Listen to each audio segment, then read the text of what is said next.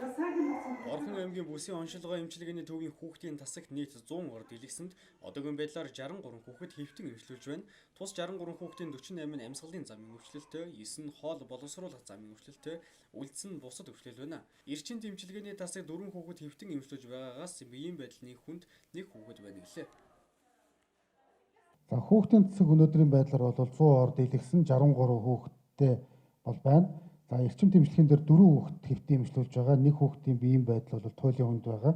За өнгөрсөн 12 сар 1 сард бол хоол уусруулах эргэтэн тогтолцооны өвчлөл хүүхэд донд бол их байсан. Энийг бол ротавирусын эсрэг вакцин уялдуулж бас өвчлөл тодорхой хэмжээнд бол саарсан гэж ингэж үзэж байгаа. За өнөөдрийн байдлаар ротавирусын 3 дахь тунг бол хийгдээд ингэж явж байгаа.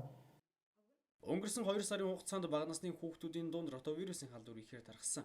Харин ротавирусын эсрэг вакцид бага насны хүүхдүүд бүрэн хамрагдсан нь хүндрэл ихсгээс сэргийлж чадсан талаар мэдээллээ. За мөн ротавирусын эсрэг 3 дахь тунг хийж эхэлжээ.